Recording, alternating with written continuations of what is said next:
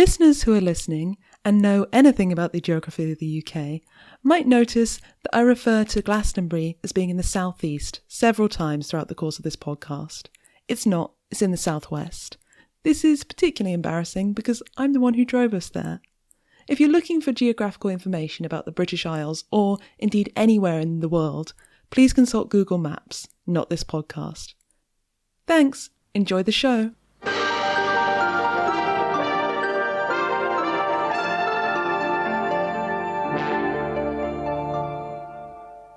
Strange tales gather round the swelling mound of Glastonbury Tor in Somerset, the most magical spot in Britain. The Abbey ruins at the foot of the Tor hold the grave of the great King Arthur, buried in his lake isle of Avalon.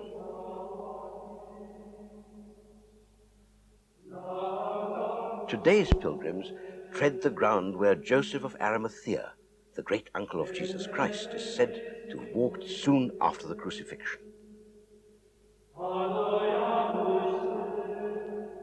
At Glastonbury, it's claimed, Joseph founded the first Christian church in Britain, older than the Church of Rome. Here he brought the Holy Grail, the cup used by Christ himself at the Last Supper.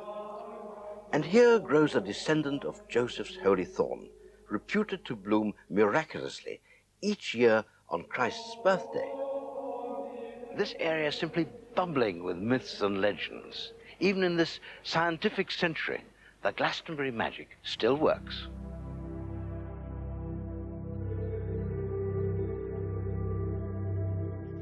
Hi, and welcome to The Seeker And The Skeptic.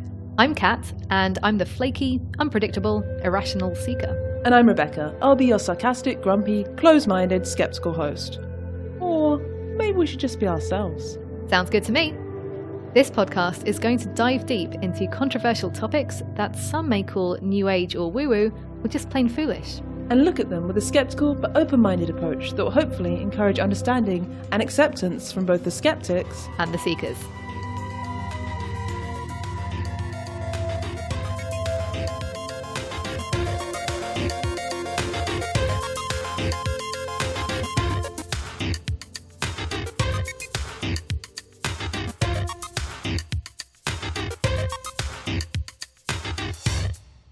In this episode, we're going to be talking about a trip to Glastonbury. It's the New Age capital of the UK. So we went there, got a little bit stoned, and I cosplayed as a hippie, as I am one to do. It was a really strange weekend, but probably even stranger for Kat because you've never been there before. What did you make of the place?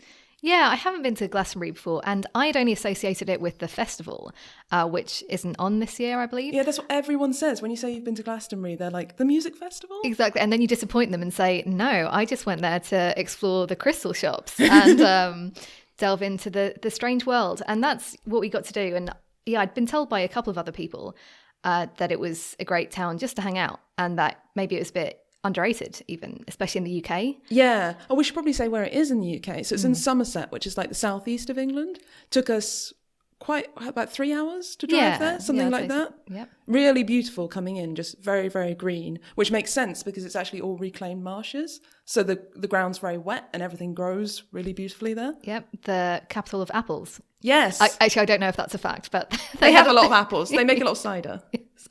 So yeah, I guess I was like pleasantly surprised. It was smaller than I thought, given that it has got so many myths and legends and this great festival attached to it. But it was small in that kind of charming British way.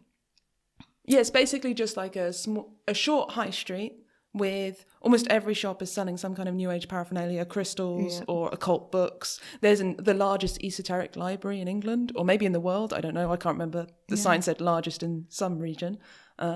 And lots of very odd-looking people wandering the streets, including us. Yes, indeed.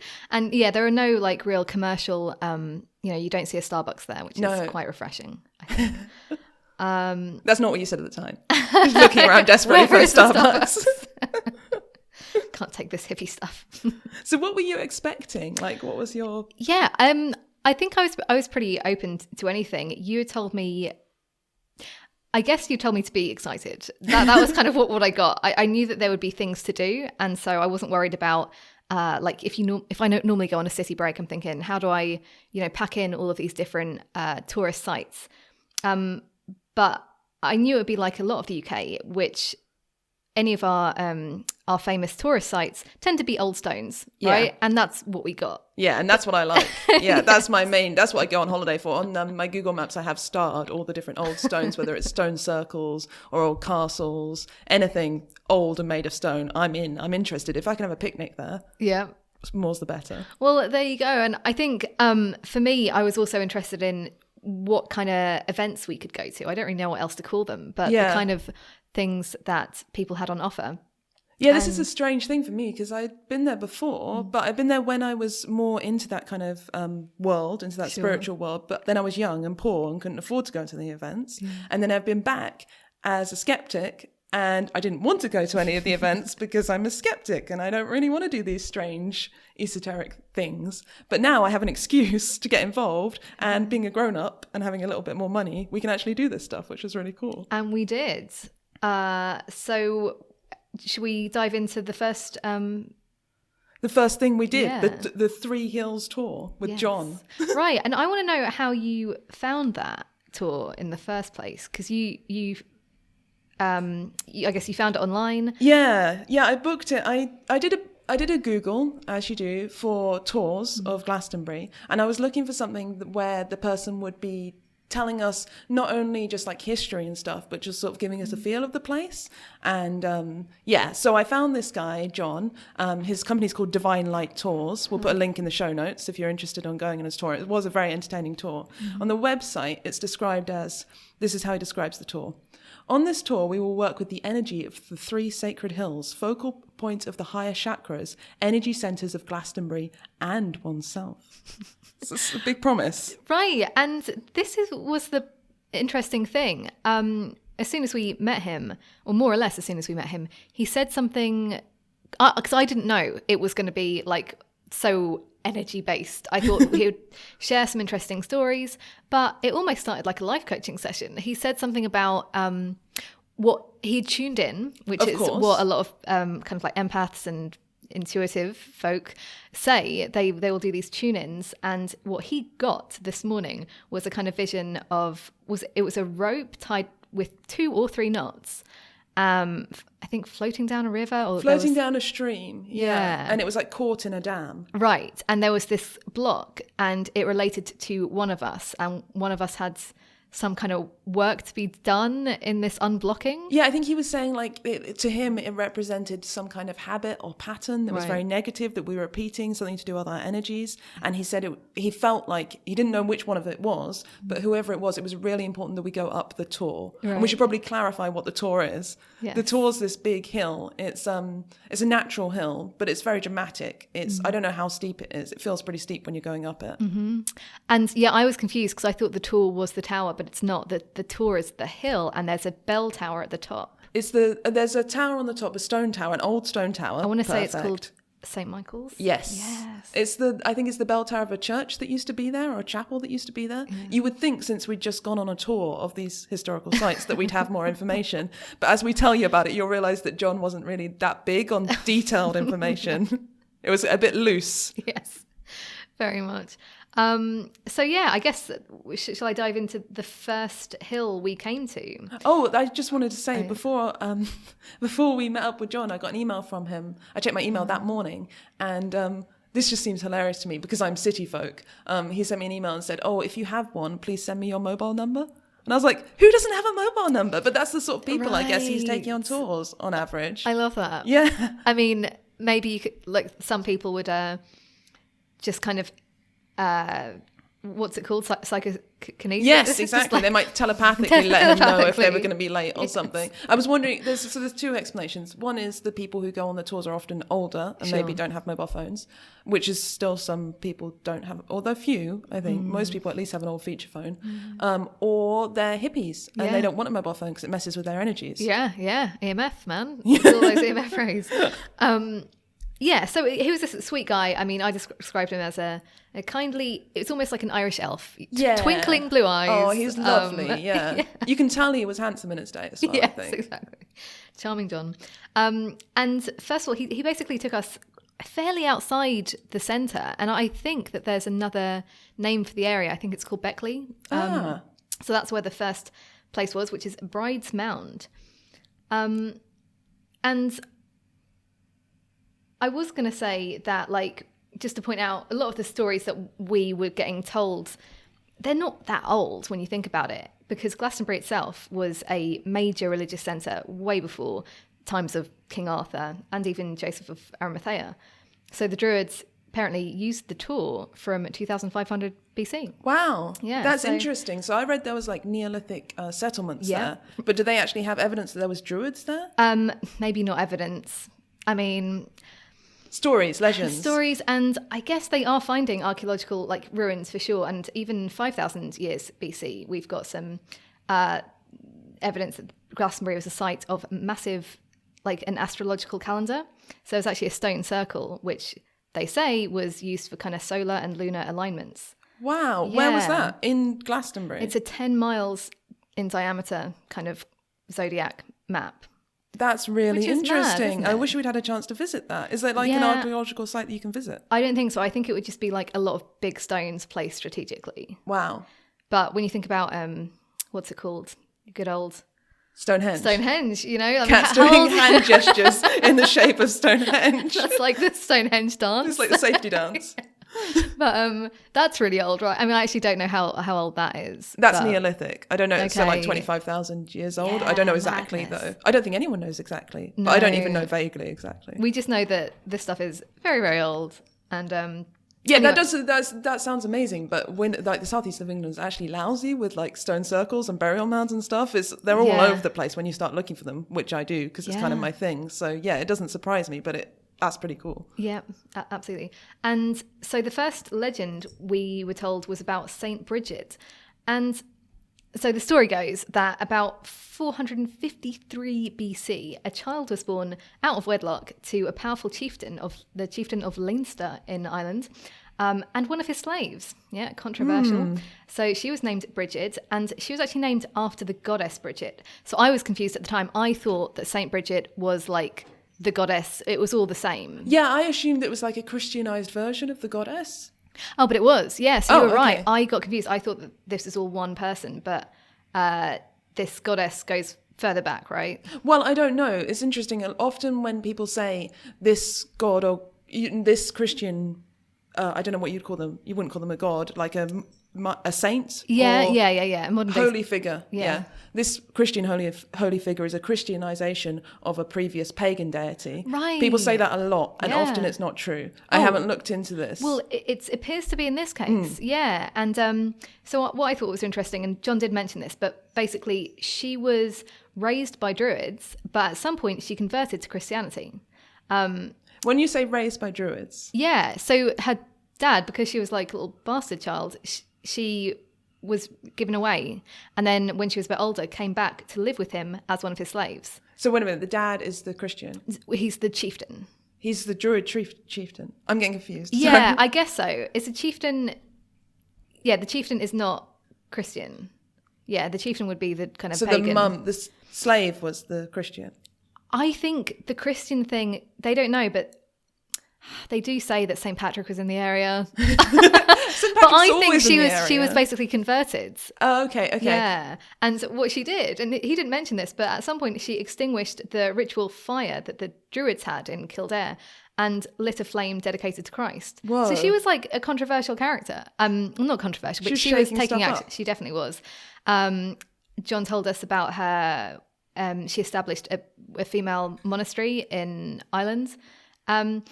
And he suggested that where we were, she had a chapel around this mound as well. It's like it's not a particularly big mound compared to No. the other hills we went up. So it's actually called St. Bridget's Mound, or is it St. Bride's Mound? Well, it is now. Oh, really? Okay, so that's what I didn't realise. Basically, it wasn't hers. It was a chapel originally dedicated to Mary Magdalene, Oh, and only later became known as St. Bridget's Mound. oh, that's a shame. And there's not even that much evidence of her even being in the area, other than this guy, William of Malmesbury, whose name comes up a lot when you look up the history of England and Glastonbury. So this is in 1100, roughly, CE. And the monk, there's another monk, John of Glastonbury, and he wrote in around 1400 CE. And both of them talk about St. Bridget visiting Glastonbury. But other accounts, like the Lives of St. Bridget, make no mention of her coming to the country. So, take what you want.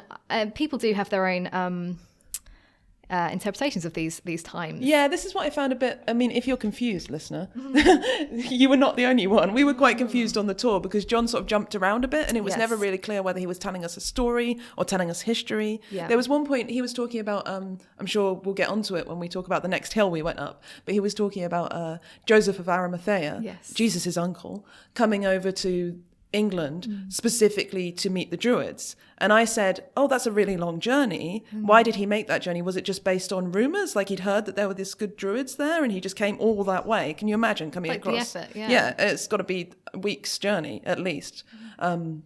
And he misunderstood what I was asking. And he said, oh, no, it's not rumours. There's lots of evidence. And started talking about evidence for all the things he'd been saying. And so it's clear that he was a little bit sensitive about that. Like, did it happen or not? Yes. Exactly. And I would think that most people who go on this tour are very open-minded to this stuff. But I can imagine some kind of cantankerous older people being like, I've looked this up and there isn't very much evidence. And we weren't doing that, even though we could have, but we didn't know. We were very open-minded. I didn't know any of these stories before, so for all I knew, it definitely could have been. No, neither did I. I have a completely secular background. Like I was brought up atheist, or at least secular, so I don't know any of these stories about any of the Christian traditions at all. Yeah. It's all new to me. He could say anything, I go, well, that sounds about right. I don't know. Right, yes, and well, similar for me, but with the more Christian bent. So yeah, that was nice. We sat down at the top of that mound. On my suggestion, because I just assumed this was going to be the kind of thing we did. I wanted to try and connect with the energies. And I think John probably really appreciated that. I do think. I got bored and itchy from the grass. Was that the moment where you were worried about him? You said to me, sorry to repeat this if it's inappropriate, but I think it was after this, you said, I was a bit worried that when we were sitting there quietly that he might have been reading my mind. And if he had been, seriously, she said this. No. And if he had been, he would have seen that I was having skeptical thoughts. I love that you remember that. I actually think thoughts like that quite a lot. Like I think I thought that yesterday when I passed somebody in the street and thought something and I was like, I wonder if they can tell. It's just such a lovely thought because it captures where you are, because you're still sort of concerned about the possibility of telekinesis, but also having skeptical thoughts in your head at the same time. Completely. Like you're in this weird... It's like anything is possible in my mind, but I've yet to be proven. So I can't actually believe in any of these things. So yeah. I mean... And now the cat's looking at me and I'm thinking he's also reading my mind.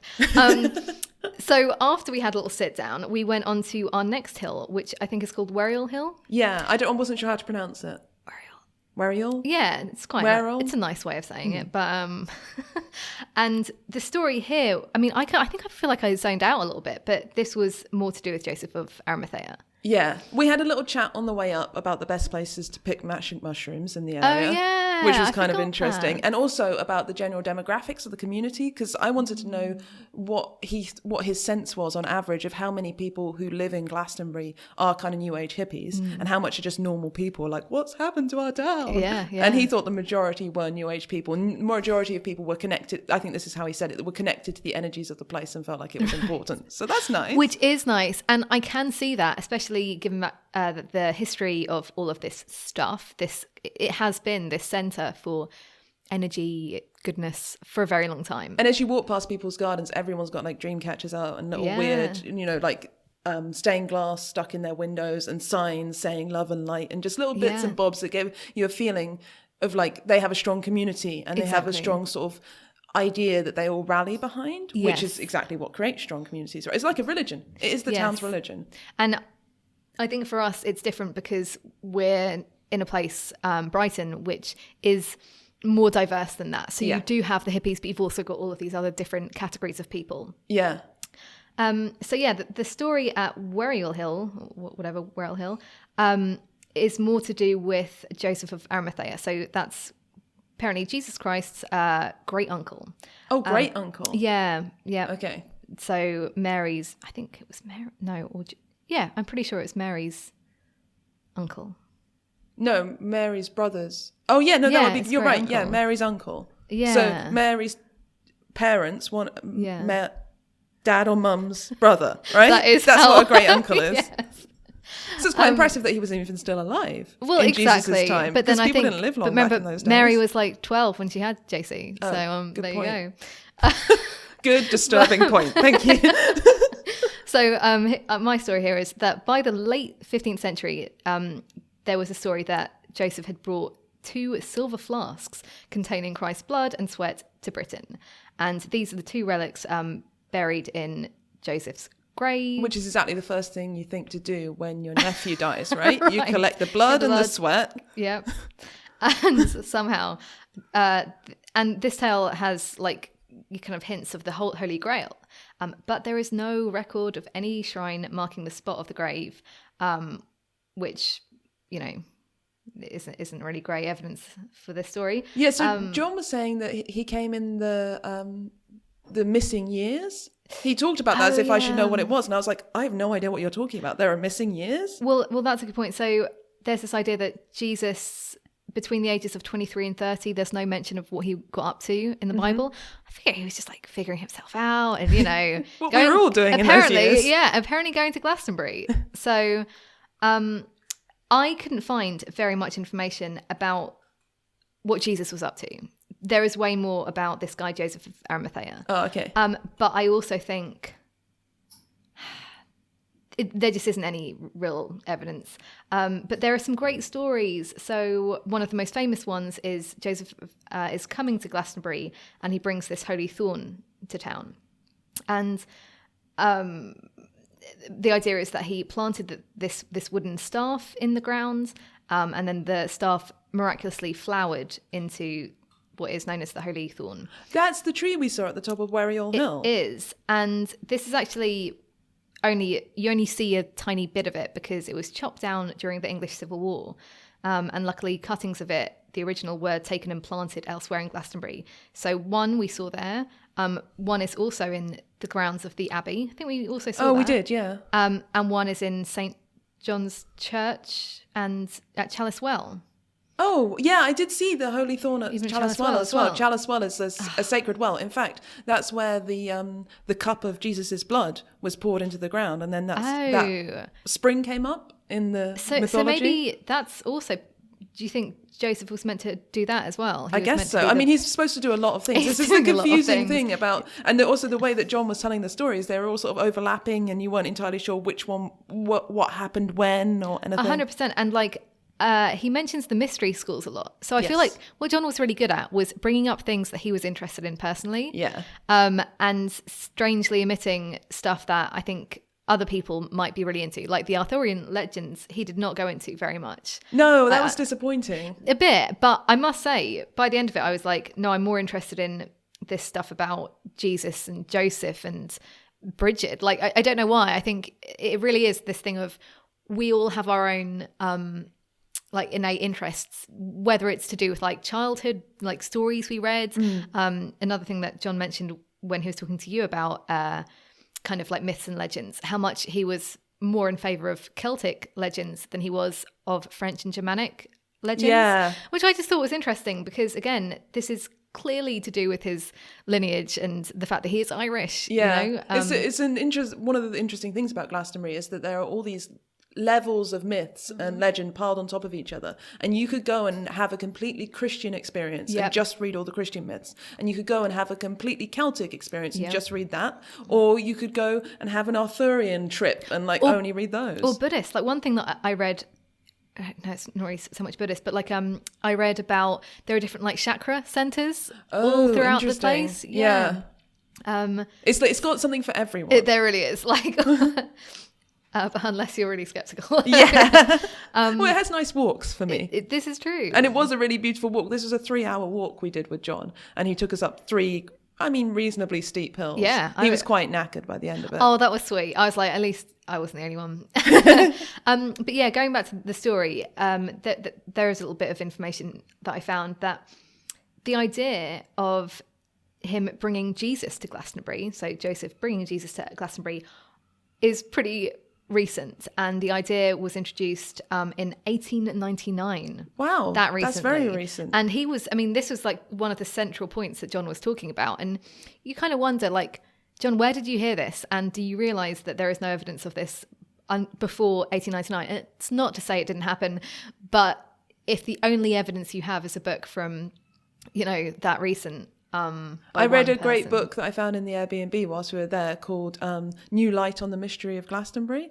And it had all these myths in, or a lot of them, or touched on them. And it was exactly the same thing. It was just like... clearly no research had been, no footnotes, which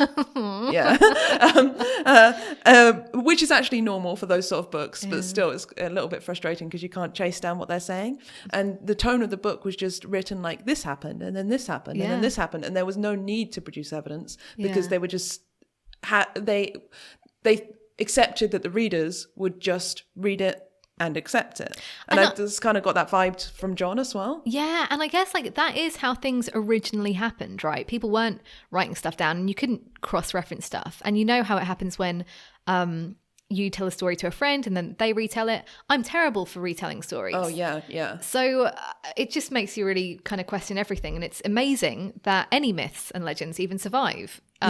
So where did the story about Jesus come from?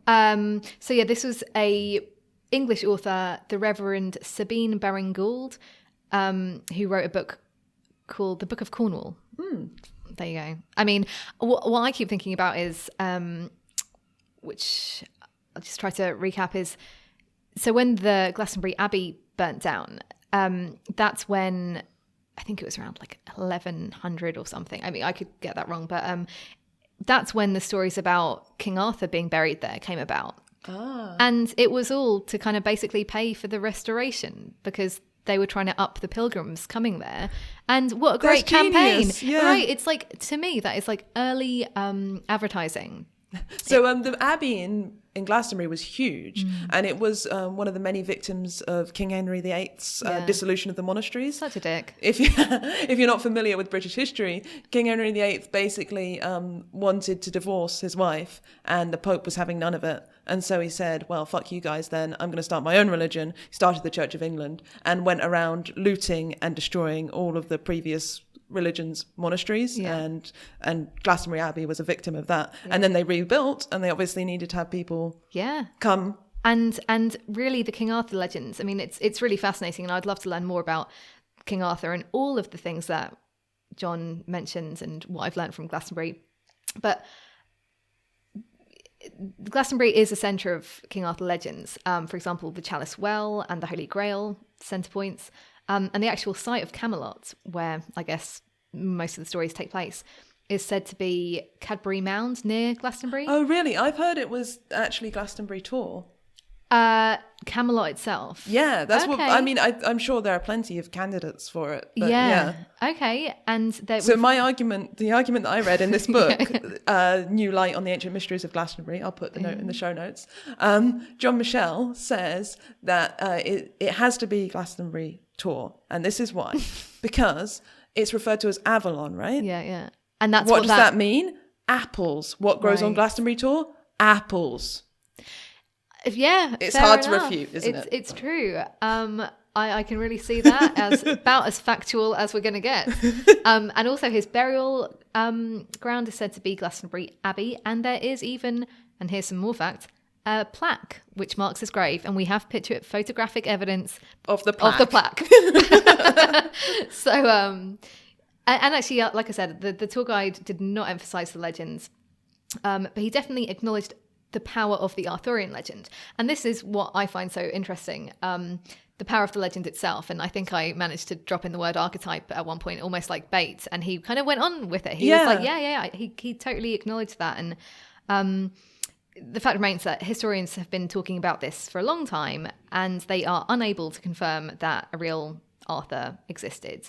There is this idea that there was around 500 AD, there's talk about an invasion where a Celtic monk, Gildas, wrote about a battle, and that could have involved Arthur around 500 AD. And then you've got another 12th century book History of the Kings of Britain, and that's the one where most people have heard of Arthur from.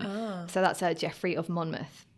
And he wrote guy again. He wrote the first life story of Arthur, describing the magic sword, which actually was only later. It was first known as Caliban, and later became known as Excalibur. Caliban, like from the Tempest. Caliburn, okay. And then later it was known as Excalibur. And I will say we had a great lunch in a cafe called Excalibur. We did, yes, very good. And his trust, and then we talk about the Lancelot and Guinevere. But yeah, so even if he wasn't a real person, his mythic power just grew stronger and stronger. And we've had like English rulers from Henry VIII to Queen Victoria, and they've all kind of used the legend for political purposes. Just like the monks using it to get tourists to the abbey. And you've got writers, painters, filmmakers. Well, some of my favourite art is the pre-Raphaelite art, and that's all Arthurian Legends. Yes, yeah. And I think that in itself is just super impressive to me. And I can't help but marvel at the power of the Arthurian myth.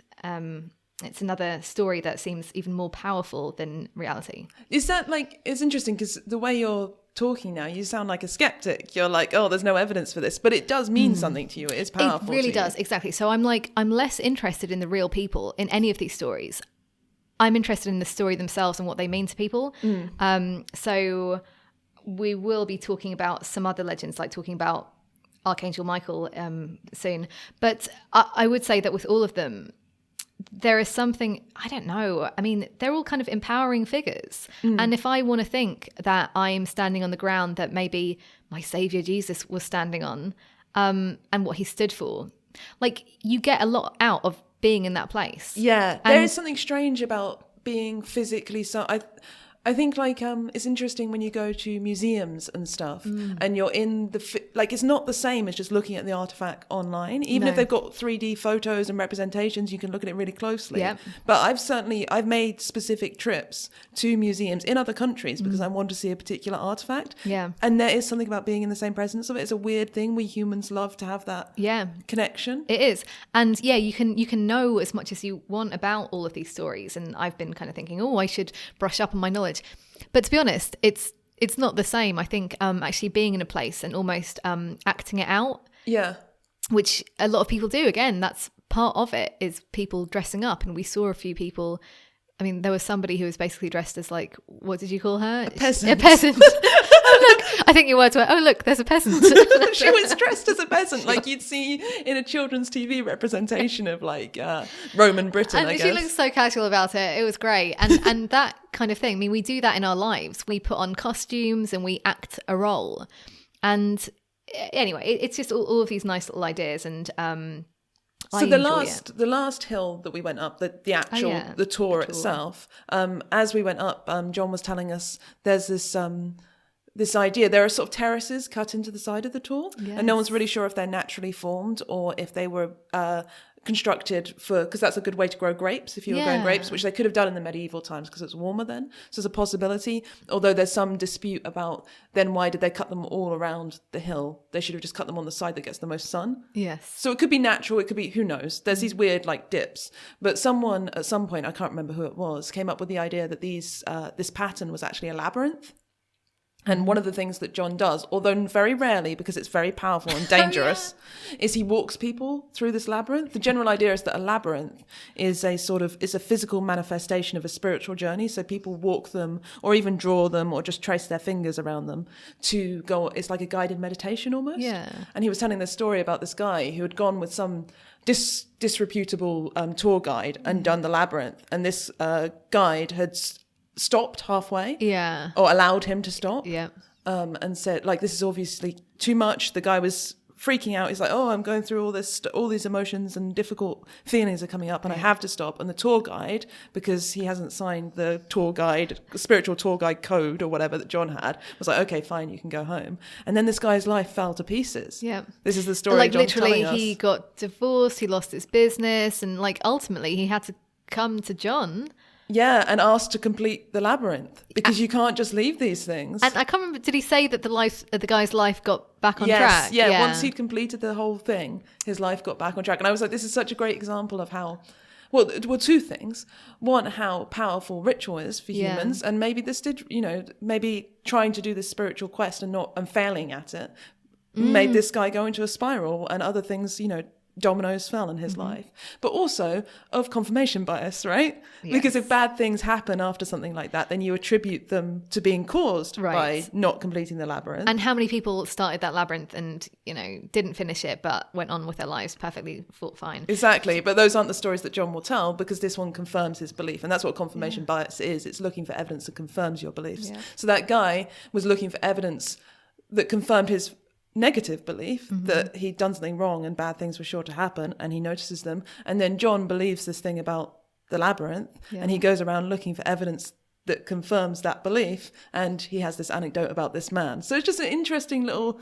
There are two ways to look at it, and I think both of them are valid. One is ritual is super powerful. Two is confirmation bias is also super powerful. 100%. And then it's just like, what's going to be helpful for people. I mean, one thing that I did enjoy was John saying about, if you enter a site like the Tor, you don't want to go back the way you came in, which we messed up. We did do that on the first day, very naughty. So there are two entrances and exits up the Tor and to the tower. So this time around, we made sure to go back a different way. Yeah, although he did say that if you have to go back the same way you came, you can do like a little spiral. You can turn around. Which I was trying to picture, because I mean, does that mean you physically like do a twirl? Yeah, I mean, like to spin around. Yeah. Okay, that sounds lovely. It's a weird little... it's a nice little ritual. I think I will probably do that when I go to spiritual sites, just because it's a nice thing to do, just to leave from a different way you came in. But I think he wasn't entirely clear about why. I think it's something to do with messing up the energies. The energy, I mean, right, and I guess we'll talk about that soon. I would say that Glastonbury, I mean, I was trying to find out a little bit more about this special energy of Glastonbury, because even somebody very open to these energetic ideas, I don't really know what people mean when they talk about energy, and I often think, I assume it's like energy as in the stuff that goes through, like electricity kind of energy, but I don't think it is. So basically, according to some, Glastonbury has an electromagnetic field that it is held in this balance of both positive and negative, charged energy. And this is the stuff that kind of amplifies. Okay, I'm just going to read out this little bit that I found online. So this energy amplifies the aura, and visitors not accustomed to this level of energy can experience an auric depletion after a few days. And this is the signal to move into a lesser amperage. Is amperage? Amperage. Yeah, who knows? That signal should be respected, and to overstay can result in a feeling of tiredness and erratic mood swings. And time is usually required for a human aura to adjust to this highly concentrated electromagnetic field. Whereas the residents of Glastonbury or any other mega energy centres, they develop an auric sheath that allows them to retain balance. So I will point out, and I only found out this afterwards, so a few days after coming back from Glastonbury, and I felt super depleted. My auric energy was really, really low following our trip, and I think we stayed 3 nights, which is normally like, that's a good amount of time for a kind of city break when you're doing a lot of things. But and when I read that, confirmation bias, right? I was like, oh well, that's why. Yeah, so it must be real. Would you say you were more tired than your average 3-day breakaway? Yes, and I would say that usually I'm traveling solo, so I'm like, that could also be my introvert thing. So maybe it's that, right? Yeah, every night talking and drinking, smoking a little bit with friends instead of going to bed early like we all would do if we were at home. Exactly. So I think like that level of like being on is definitely gonna deplete my auric sheath. And but other than that, it was kind of unusual, I will say that, because we didn't really exert ourselves physically. I mean, I'd say the first day we walked quite a bit, but we did just do a lot of things. Yeah, we're going to talk about the things we did in subsequent episodes, but we did a lot of strange, like every day we had at least 1 or 2 events that we partook in, kind of new age events. So any one of those things could have been depleting my energy. Who knows? What about you? How was your feeling after Glastonbury? Well, yeah, I was tired too. But I loved the atmosphere of that place. Right. I just think it's a beautiful landscape, and we live in the city, so we're not used to being surrounded by that much green and by getting out and, we saw a badger. I haven't seen a badger for years. I've never seen anyone run after a badger. Have you ever seen one before, though? Not really, not clearly. That's amazing, isn't it? Because we live in the city, we're cut off from all that nature, and it's amazing. So I always feel good when I go to Glastonbury. It also has lots of good memories for me, because I used to go there when I was more into the kind of spiritual stuff. So it has that connection that makes me feel all nostalgic for those days. But we did a lot, and I was tired. Yeah, so, fair enough. But it's interesting, the whole thing about the energies, because one of the things that I was excited to talk to John about, but he didn't say that much about, although he did say that when we got to the tour, the final hill of our 3-hill tour, he talked about the ley lines that cross there. One of them is the St. Michael ley line. He had a lot to say about St. Michael in general. Yeah. And that the tower that's on the top of the Tor is a chapel devoted, or it's the remains of a chapel devoted to St. Michael. So St. Michael's a big deal around here. And one of the ley lines is devoted to St. Michael. I'm not entirely sure how they know that. I suspect it might be through visions. Yeah. So I was really interested to find out about ley lines, because it's just such an idiot. Well, to me, it seemed like a really idiosyncratically British thing, ley lines. And also, I heard a couple of really good comedy sketches about it just seems like, I find it hard to believe that anyone believes in them. I think what? Because I hadn't heard of ley lines ever in my life before. You never even heard the word? No. Wow. Yeah. So to anyone else in the audience, because there might be people, what do you mean by a ley line? Okay. Well, the general conception of a ley line is, if you looked at a globe, you'd see several straight lines, also, although people debate whether they're straight or not, and John was of the opinion that they're not. But generally, people think they're straight, passing over the Earth. And people think that these lines are full of some sort of mystical, spiritual energy, or conduits for some kind of energy. And a lot of people, like you just mentioned, talk about them being somehow related to the Earth's electromagnetic field, which is interesting because, of course, the Earth does have an electromagnetic field. Exactly. It makes people like me who are kind of on the fence about this stuff like, oh, so it is a real thing. Well, you just throw in a few sciencey words. Yeah. And I mean, I don't know anything about it. I had to look up what the Earth's magnetic field was. I mean, I've heard tell of it, but I don't know. It's basically created by the iron in the center of the Earth. Yeah. Molten iron sloshing about, and that creates an electromagnet. And we can do experiments with what are those, magnetic filings? And if you ever did those in school, where you can kind of create a reproduction of what those... Oh, no, I never did those experiments. And you can just find pictures of it online, but if you get a magnet, which has obviously got the negative at one end and the positive at the other, metal filings will kind of organize themselves in a way that replicates the Earth's magnetic field. Oh, interesting. I didn't explain that well, but there are definitely experiments that a child could do. So so we know that the Earth has an electromagnetic field. That's not under debate. And what's really cool is that scientists think that birds use this to navigate. Yes. They have something called, little pockets of magnetite, which is basically an iron-rich compound in their beaks, which they use. They have much more than any human does, although we do have small amounts of magnetite in our brain. Ooh. Yeah, don't get too excited though. Because the Earth's magnetic field is quite weak, and what we have in our brain is not enough to pick it up. But is it a bit like homeopathy? So a little bit goes a long way, right? No. But the really interesting thing about ley lines is that although people describe them in all these ways about energies and magnetism and all these, they have all these theories about how they worked. The original guy who discovered ley lines in 1921 was a guy called Alfred Watkins. He sounds like a really nice old gent, semi-retired landscape photographer. Okay. Really interested in British history, going about with his maps, having a little look, doing a bit of orienteering, basically. Right. It's his hobby. And he pulls over his car one day at the side of the road and has a look at the map. And he's like, whoa, there's several things in a row here. We've got a hill, we've got an ancient site, like a burial mound or something, and we've got a crossroads, all in I can see that they're in a row. That's a bit odd. So he abandons his car, climbs up to the nearest hill because he's really excited about this. And the way he describes it is it came to him all in a flash. He realised that all of these ancient sites and places of significance across the UK, he only knew about the UK, were aligned in straight lines. Oh. And that's what started him off with his maps, just drawing lines. His theory was that back in the days, the ancient history of Britain. We know that the UK was much more densely forested than it is today. And so he thought, well, the quickest way to get from one place to another is a straight line. What ancient people must have done is had paths that ran through these points of significance and used them as landmarks. And that was what his whole concept of ley lines were about. They were ancient paths. One of his books is called The Old Straight Track.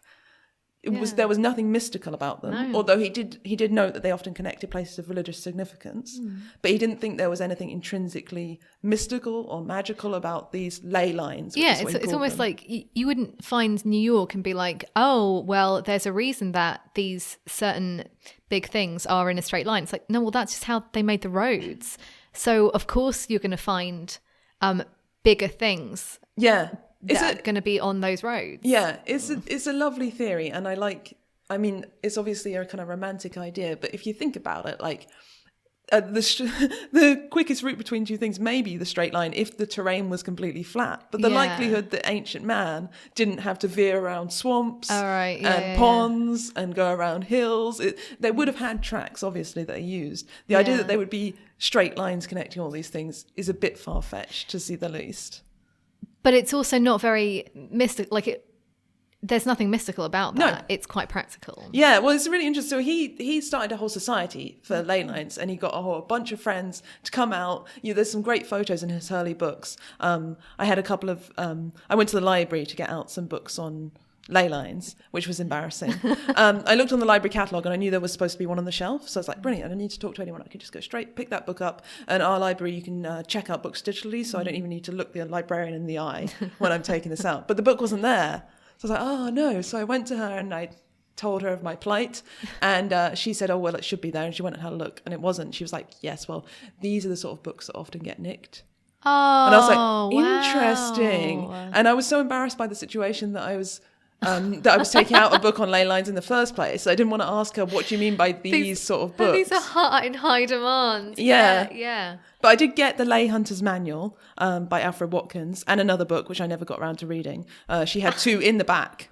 They weren't on the shelves. I don't know why they weren't on the shelves. Maybe because they're super old. Maybe because she has to protect them, from the ley line fans. Only in Brighton. I mean, and Glastonbury, I guess. Yeah. So anyway, in the books, it explains how to go and find ley lines, which is really cool. And this really appeals to me because, like I said, I love walking the countryside. Yes. I love looking at ancient stone stuff. This is my perfect hobby. Yeah. So I've always thought about getting into geocaching. Have you heard of that? Explain it a little bit. It's like people leave little... It's like a treasure hunt across the landscape, and people leave little boxes which have...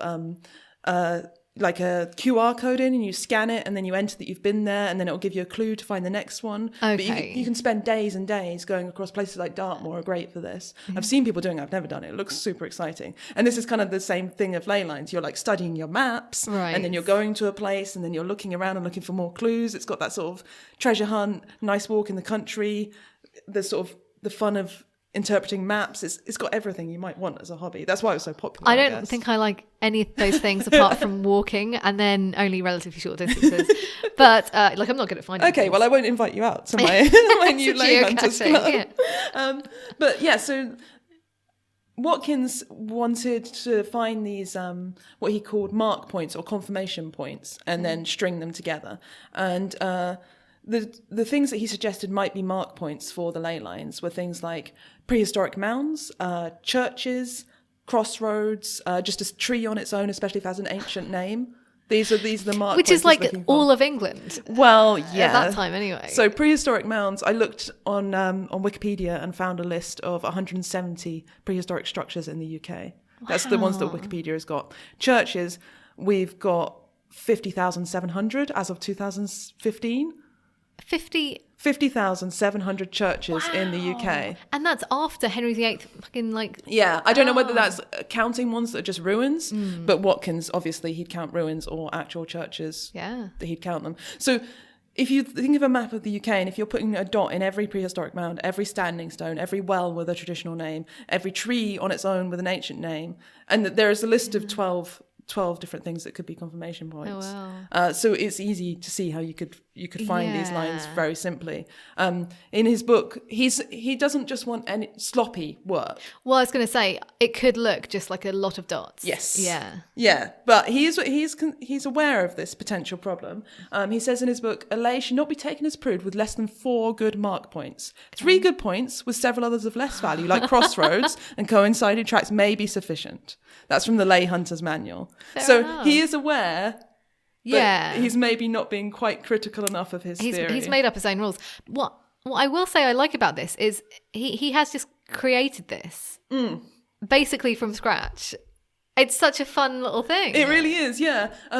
There's been lots of other people who've kind of messed around with this idea too. So there was an archaeologist, Richard Atkinson, because obviously archaeologists are a bit skeptical of this, to say the least, and they're interested in finding ancient tracks. They would love this if this was true, but it's not really. So this guy, Richard Atkinson, took positions of telephone boxes, and he discovered loads of telephone box lays. You can do the same thing. And the mathematician Matt Parker did the same with Woolworth stores, with the ancient, the ancient remnants of Woolworth stores. Right, yeah, perfect. Woolworths is a shop where probably both of us used to buy like CD singles. Kind of everything. Pick and mix, everything. Yeah. It closed down 10 years ago? Tragically. Yeah, tragically. So... Death at the High Street. But yeah, there are Woolworths ley lines. And there is a brilliant website called the Ley Line Locator where you can put in your postcode and find out if how it's many on ley lines. Would you like to know? We're recording from my house in my blanket fort, which we created because a listener complained about echo in earlier episodes. So we are actually on some ley lines right now. This is what it says. We are at the convergent points of 3 ley lines right now, one that goes through Stonehenge. Whoa. Yeah. And there's a pop-up before it gives you this information from Tom Scott, the creator of the site, that says, just to be clear, ley lines are not real. This site will find plausible ley lines anywhere because you can find ley lines anywhere, okay? You have to click agree to that before it will tell you how many ley lines you're on. But that's pretty cool. I mean, this is like one of the most perfect examples of confirmation bias, right? Yeah.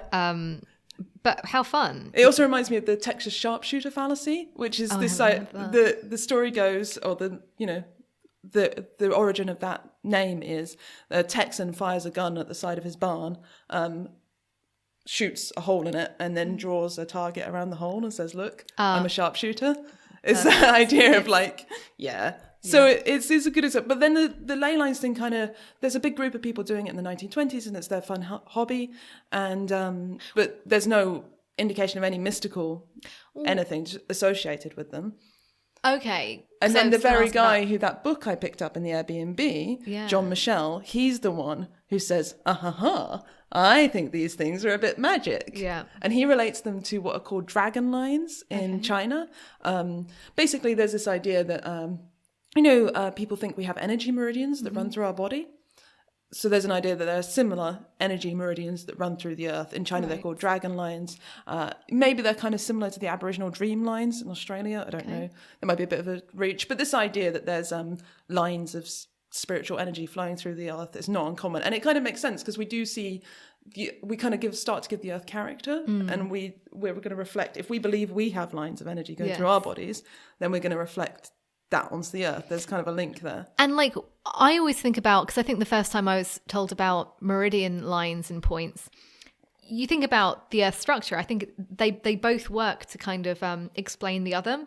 You think about streams. Yeah. And how you do have streams and rivers and they all meet and do these different things. And that's how we know water flows. Yeah. So it's really easy for us to imagine energy doing something similar. Yeah, it's just such a weird, I think we're going to come across this problem quite a lot. It's very hard to understand, like you said earlier, what they actually mean when they say energy.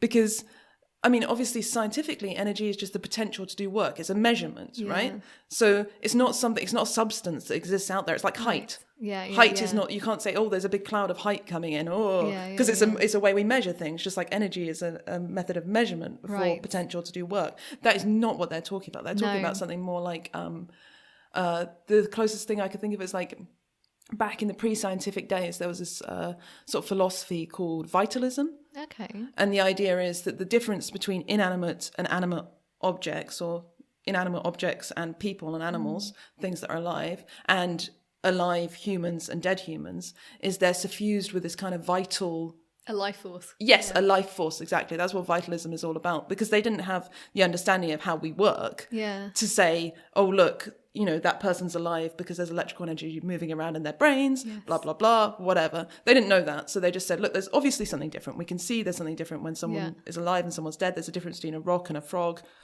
What's that difference? It must be that one is possessed of this life force. And I think when people talk about energy in that kind of new agey way, that is what they're referring to. Yes, and it's also interesting to make, well, not to make the distinction because it's already been made, but to notice it, because I was reading a book, and this is, I think, to do with yoga, but they were talking about soul or spirit, which sometimes people say is the same thing, some people say it's different, but that is different from energy. So you can do like spiritual work and you can do energetic work. Oh, so maybe energy is more like the general and spirit or soul is more like the specific? That's one way of seeing it. Yeah. I mean, I really don't know what people are imagining. I can come up with what I would think it is, because maybe energy is more like, it's more neutral. Whereas I think like spirit or soul feels like something with a bit more character to it. It's a bit more like consciousness. Yeah. Whereas energy is more like, here's the thing that kind of like activates me. Yeah. It's almost like if you didn't understand how the body worked, you would call it energy. In the same way that my toaster is flowing with energy when I plug it into the wall and I connect it to, I don't even know how that works. Let's face it, I don't know how that works. And so to me, it's the same thing. I assume that a lot of people, when they talk about energy, they are thinking about like electrons. I think they are, but I just don't think they understand how they work. Maybe you're right. I don't know. I feel like, so I studied semiotics as part of my English degree. And there's this whole thing about like the signifier, which is the word, and the signified, which is the object in the real world. So like this, I'm holding a bottle of water. That bottle of water that you're looking at is the signified. The signified. The signifier is the word bottle of water. Okay. Yeah. And what I feel like's happened, or this is the general disorientation that I feel when I'm talking to these people, is the two things have really drifted off. Yeah. And that if you ask them, if you say, what do you mean by energy? They find it really hard to talk about the thing in the real world. Yes. The signified that's in the real world. They can't drag the word back to its original root. No. Or at least they can't explain it to me how it works. Or yes, and they've basically like created something in their real world from the signifier. Yes. Yeah. So there's this whole like another level of reality that they're existing on, which is really hard to access because it doesn't tie back to anything in the real world. Yes, and it makes it hard to disprove. Yeah, and it makes it hard to communicate as well, because you always feel like a pedant being like, well, what do you mean by energy? Is it this? Blah, blah, blah. And that's what skeptics often do. They're like, well, energy is like I just did, energy is the potential to do work. Like, you can't help but say that. But to give them the benefit of the doubt, they're not talking about it. They're using the word in a different way. Yes. And even if they can't explain, it's frustrating that they can't explain what they mean.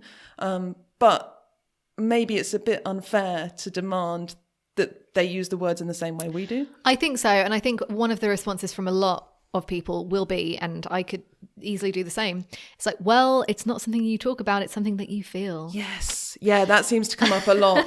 So yeah, anyway, the ley lines are lines of energy, whatever that means, which run across the earth. And they're used for navigation by UFOs, obviously. And we can... if we walk them, we can become spiritually fulfilled. Oh. They wax and wane in power. So, for example, John was telling us that the Michael line is very powerful right now. And I had to ask, how do you know that? And he said, we know that because lots of people have been having visions of St. Michael. Brilliant. And that's a great tip-off that ley line is on supercharge. So they're working in a network somehow together. And the other way that you detect them, in fact, the only way to detect them is through dowsing, which is a really interesting. Have you ever... Actually, weirdly, dowsing? I have been told about this. Weirdly, my dad told me about people who used to find water through dowsing. Yes, that's a very common thing that they claim to do. Yeah. It's basically you get rods. They're metal rods often, although I've seen people do it with wood, and they hold them in their hands. And you have to imagine an L-shaped rod with the bottom bit of the L being shorter than the sticky out bit. Than the sticky up bit, yeah. And you hold the short bits in your hand and the long bits stick out.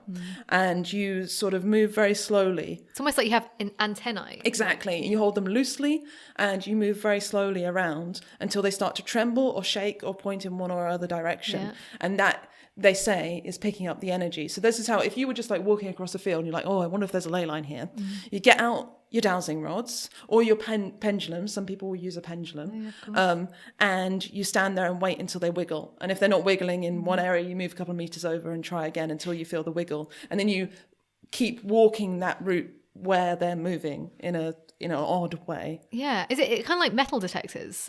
But, Well, like metal detectors, but what they're detecting doesn't really exist because it's this weird idea of energy. I mean, I'm sure if you're using one and you believe that you would see that as being like a fair comparison. But the way that they work, and it's very interesting because it's the same as Ouija boards. I was just going to say that. Yeah. So have you heard of this, the ideomotor effect? Yes, but explain. Yeah, so this is a thing that operates when you're doing the pendulum, when you're doing dowsing, when you're doing table tipping or Ouija boards. It's basically we're making lots of micro movements all the time that we're not aware of with our hands and every other part of our body probably, but particularly our hands in the case of all these things.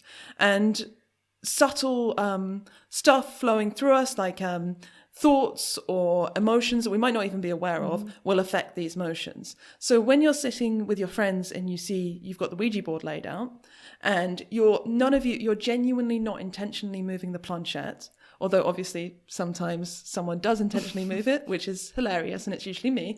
But when everyone's being good and not moving it and they're sure they're not moving it, there are still those tiny movements happening in their hands. Sure. And when the planchette starts to move towards a H, you can't help, but it's almost subconscious. Yeah, you go with it. You start pushing it a little bit towards the H. And then if you add up, you've got like 7 people around the table. Yeah. Everyone's pushing it a little bit towards the H. It seems to fly over to the H. And then where does it go next? To the E. Right. Because you know how to spell words and you know what people say in greeting. So, and the same thing with dowsing. And this is how it works for water as well. People have a general feeling there might be water over here. So when they stand there holding their rods, the rods point down. And like, oh, well, let's go and dig. Yes. And there may be all sorts of things going on. 1, it may just be random chance. 2, it might be that they have actually gained some knowledge that they're not even aware they have of where are likely spots to find water. Because if they've been doing this for many years and had many successes and failures, on some level, they must be aware, probably near a tree is likely to have water because trees like water. It's like I heard Uri Geller talk about he was being used to find maybe like oil spots and he got good at it. Yeah. I mean, and you don't know. I mean, that's so much you could say about that, but it's such a mixture of things. Yeah, it's just an interesting thing because it comes up a lot in all sorts of places. Like if you know what the ideomotor effect is, you can see it all over the place. And there was a really tragic example actually. Someone was selling bomb detectors that work through the ideomotor effect. They're plastic boxes. There's just a bundle of wires and stuff inside that do absolutely nothing. They've taken them apart, they do nothing. And they have an aerial coming out the front like a dowsing rod, like an antennae, but like a car antennae, like an old metal car antennae sticking out the front of this plastic box. And people were using them to detect bombs and using all the same ideomotor effect cues from like, oh, that guy looks a bit dodgy. Oh, look, the aerial's waving him and we made us search his stuff. Yeah. And obviously they don't work. Lots of bombs got through. They were using these at checkpoints. Right. I think maybe in Iraq. Wow. There was someone getting very rich from selling them. Wow. Yeah. And bombs got through because these things don't really work and people died as a result. So it's like these things that are kind of funny, weird, esoteric little quirks of human psychology make us believe in ley lines, which is kind of fun. But they also do things which are absolutely horrible. Yes, and people can do that even without knowing. I will say that one of the best ways I like to use the effect is, if you're walking in a street and somebody inevitably comes your way and you're never and you do the thing where you're both going in the same way. Yeah. I think I'm quite good now at controlling what people do. And the trick is to kind of like almost fool them. Anyway, I'm sure I'm using that effect all the time. Yeah, maybe. avoid- I think it explains a lot of things. So it's something to look out for, just to Yeah. see. But yeah, so anyway, this guy, John Michel, he basically takes Watkins' idea of the ley lines and makes it into something mystical. Yeah. And I said this to John when he was walking us up. I said, "Oh, I read The Old Straight Track. I read some of Watkins' books, and it seems to me that he didn't really talk about mystical stuff." Yeah. And John was like, "Oh no, that's just because he used the language of the time."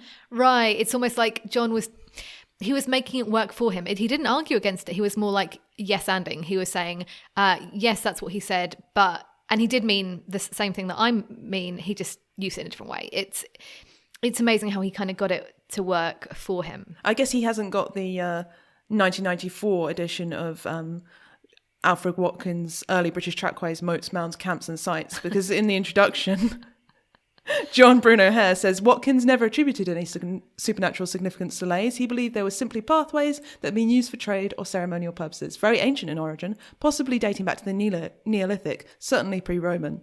He was an intensely rational person with an active intellect, and I think he would be a bit disappointed with some of the fringe aspects of ley lines today. Funny. It's funny how something can be taken and distorted in like a playful way, but also in a potentially dangerous way too. Yeah. Anyway, so that's ley lines. I mean, I didn't really lines. know that much about them, but it's a fascinating phenomena that we happen to have, and it's cool that it comes. Well, I don't know if it's cool, but it's interesting that it's our homegrown weirdness. This is our homegrown stuff, which is all what Glastonbury was all about, right? We had our Arthurian legends, we had Jesus. We can't really claim him as homegrown, but you know, it was a very British, exactly, New Age thing. Yeah. It was definitely like a spot where these kind of celebrity, spiritual, mythical people seem to show up. So what do you think? Like, we often talk on the show about like the harms and benefits of the stuff we experience. We can't really talk about harms and benefits of Glastonbury as a town in its entirety. That would be a bit weird. But the stuff that we've discussed, what are you thinking? Like, good fun or potentially terribly dangerous? So on the whole, especially the kind of people we've been talking about today, whether it's Bridget, Joseph, and these ley lines, on the whole, pretty harmless. So yes, I can see that there is some money to be made from people like John. I mean, honestly, it was great value. The tour itself, it was. We got really great entertainment. And he was just a lovely man. Yeah, and I feel like if we'd wanted it, he could have given us even some kind of, for people who kind of look for not so much psychics, but intuitive readings and stuff like that. Yeah. He would have probably been really helpful for that. And, you know, we could say helpful in a interesting, he would have been able to give us He was ready to offer us spiritual counsel. Yes. I think if any of us had said, oh yes, that vision you had really resonates with me, please help me work with the energies. Exactly. Which is a phrase he used all the time, Yes. which you were getting quite irritated with because he never really defined what working with the energies meant. Yeah, I think he would have, although, like you say, I mean, it might have been helpful. It's just advice from some guy, right? Yeah. It's not like he's qualified in any way to give spiritual counsel. Definitely I don't know what not. a qualification like that would look like, but still. Well, no. And I think it's, I'm really in two minds about this because I can only imagine the kind of advice that people like that give being quite gentle. You know, he's definitely not going to tell you to quit your job tomorrow. No. He's in the same way that a lot of coaches, it's kind of like the unwritten rule is don't give somebody direct advice. You can kind of, it's almost like words of comfort. Yeah. And stuff like that. And I think he would have been great at that. And I think that's a lot of what's happening in Glastonbury. It's people who are using the power of myth and legend and some history, even if it's like based on just story, to kind of give people a bit more of like a richer experience of their own lives and maybe some guidance. But yeah, I can't really see the harm in it, if I'm honest. Yeah, I think what I really like about it is the way, like we were saying, when you're walking past all the houses and you see all the kind of hippie paraphernalia around, it does feel like a strong community. Yes. And you don't get that in places which don't have that kind of unified perspective. So that's really nice. I guess, and I'm having to really search the base of my skeptic brain to find any objections to like people who believe slightly kooky things about this beautiful landscape they live in, and they love their town and they make up great stories about it. But I wonder what it would be like if you were not a hippie living there, Sure. or if you came into some serious like health trouble and the only people around are people who can give you advice based on energies and spirits. I mean, I think it's one of those things, like if you have an in-group, everything's great because you're in your in-group and you're all comfortable. But I can imagine you might be rejected by your community if you started asking too many questions. Oh, yeah. And I don't think they would, I was going to say, they wouldn't reject you in a harsh way. But I think a lot of people, and I've heard people calling themselves energy snobs. Ooh. And it's What's not an energy snob? It's not a big thing. But it's this idea that you only want to be around like positive energy, high vibe people. And in the same way that I think on a practical level, like most of us don't want to be around downers the whole time. That said, if you were kind of fearing being around people with a low energy and therefore kind of shunning them, like that's not great, right? And are you It's not judging very high compassionate. energy people as people who make you feel good? And is the reason they make you feel good because they confirm all your beliefs? Oh, like very likely. Yeah. Yeah, for sure. I mean, we all spend time with people who make us feel good. Obviously, we spend time with our friends, and we don't have friends who disagree with us, although we're an example of people who do have lots of Right. disagreements about Yes. stuff. But yeah, I don't know. I wouldn't like to be ostracized. No, just because you started questioning the ley lines and yeah. Because everyone's yes-anding each other. Like you said earlier, like everything is like, oh, King Arthur and Archangel Michael and this and that and that. And no, it's fun to say yes and. It's not so fun to say no but. Exactly. And what's interesting about this particular community, like for example, John, I can't imagine him, even when he thought we might have been getting a bit questiony, he didn't even get very defensive. No. He really did want to just continue the conversation in a positive way, which is very different from, like, say, a very religious community who are trying to convert you over to their way of thinking. So I think this is like a kind of a weird area where you're not really going to be able to have a proper discussion like I think we're trying to create in these podcasts. You're going to have people who are just confirming each other's ideas. And I mean, it's not that that's like super harmful. It's just more like, oh, it's a bit of a shame. Yeah, it also has the potential to be harmful. Yeah. Because, I mean, I don't think there's any... I'm not worried about the people of Glastonbury, but I think that if you're in a situation like an echo chamber, this is what we talk about all the time when we talk about people being stuck in echo chambers on social media or whatever, right? Yeah. Echo chambers are kind of inherently bad news. Yes. Because we need to be critical. We need to examine the ideas that we're bouncing around. Yeah. And if you don't do that, then you could get led into some really dangerous ideology. So I don't think that there is any of that going on at Glastonbury, although maybe I'll be proven wrong when we talk about some of our other experiences. Right. But there are good and bad sides to that sort of climate where it's a very strong community where everyone supports and encourages everything everyone does and never questions anything. The good thing is you get to feel like, oh, I'm all safe and I'm with all these lovely people who agree with me and encourage me. That's what, all humans love that. But the bad thing is that if you just encourage and never question, you can get led into a situation where really bad stuff happens. Yes, and all of those beliefs kind of ossify and you're just in that ossify world. is a great word. It's a good word. I like that. So on the whole, I mean, are there any takeaways from your experience? Has Glastonbury changed you in any way? It has kind of changed me, but it wasn't this trip that changed me. I feel like as I've said many times in this podcast, I love Glastonbury. I'd recommend anyone go there. It's just a beautiful landscape, even if it didn't have all the amazing things to do. We haven't even talked in very much detail about there's where the Chalice Well is, which is the sacred beautiful. spring we're talking about. It's a whole garden. It's a world peace garden, whatever that means, built up around it. And you can taste this water that comes from a spring, which is... what's the word? Contaminated? That sounds negative.